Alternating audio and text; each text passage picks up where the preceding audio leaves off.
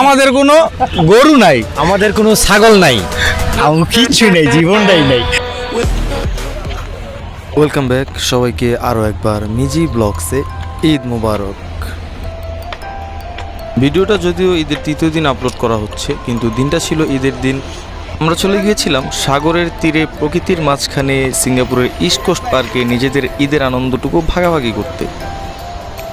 আর হ্যাঁ, ভিডিও ভালো লাগলে আমার ফেসবুক পেজ এবং ইউটিউব চ্যানেলকে সাবস্ক্রাইব করতে কিন্তু ভুলবেন না।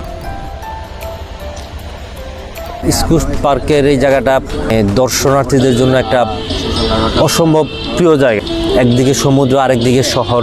এখানে একটা তেলবাহী ক্রুড অয়েলবাহী একটা জাহাজ দুর্ঘটনা ঘটছে, আর ওইটা তেল পুরো এলাকায় ছড়াই গেছে। তো ইস্ট কোস্ট পার্কে যাওয়ার পরে ওই দিন আমরা যা দেখলাম সেটা দেখার জন্য মোটেও প্রস্তুত ছিলাম না। ইস্ট কোস্ট পার্কের পানি ছিল খুবই পরিষ্কার, খুবই নীল কালারের সাগরের যে পানি সেরকম, কিন্তু ওই দিন যাওয়ার পরে আমরা দেখলাম যে ওই তেলের জাহাজে দুর্ঘটনার কারণে সম্পূর্ণ ইস্ট কোস্ট পার্কের পানি একেবারে বুড়িগঙ্গার পানির কালারের মতো হয়ে গেছে। এই শহুর সব জানি মাটি পাবে, সব কিছু পারবো না আমি নিতে। সিঙ্গাপুর মেরিন প্যারেড নামে পরিচিত এই জায়গা। তো মেরিন প্যারেড দিয়ে আইসা হচ্ছে কি এই টানেল ক্রস করলে হচ্ছে কি ইস্ট কোস্ট পার্ক। 2 থেকে 250 মিটার দৈর্ঘ্যের এই টানেল অতিক্রম করে উপরে উঠতেই কানে আসে সমুদ্রের গর্জন, গায়ে ঝাপটা লাগে সমুদ্রের ঠান্ডা বাতাসের। এক নিমিষেই নিজেকে আবিষ্কার করছি যান্ত্রিক শহর থেকে অনেক দূরে প্রকৃতির ছায়ায়।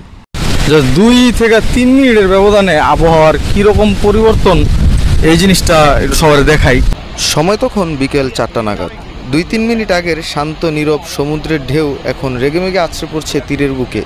হঠাৎ পরিবর্তন হয়ে যাওয়া সমুদ্র এবং সমুদ্রের বুকে দ্বীপরাষ্ট্র সিঙ্গাপুরের একটি বৈশিষ্ট্য বলা যায়। অর্ধশতাধিক ভলান্টিয়ার সেখানে বিরতিহীনভাবে চেষ্টা করছে পানি থেকে তেল নিষ্কাশনের। বিধ্বস্ত ছিল সমুদ্রের পরিবেশ, বাতাসের সাথে তীব্র জ্বালানি তেলের গন্ধ ভেসে আসে নাকে। নীল পরিষ্কার সমুদ্রের পানি এখন কালো বিষাক্ত। পানিতে নামা তো দূরে থাক, কাছাকাছি যাওয়া নিষিদ্ধ করা হয়েছে। 2-1 নিষেধাজ্ঞা না মেনে পানির কাছে যাওয়ার চেষ্টাও করছে, কিন্তু পুলিশ এসে তাদেরকে নিরাপত্তা বেষ্টনীর ভিতরে পাঠিয়ে দিচ্ছে।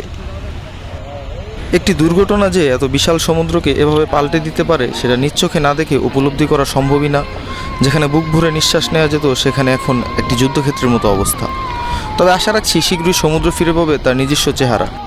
ইস্ট কোস্ট পার্কের মনোরম প্রাকৃতিক পরিবেশের দৃশ্য আরও একবার তখন সবার সামনে তুলে ধরার চেষ্টা করব।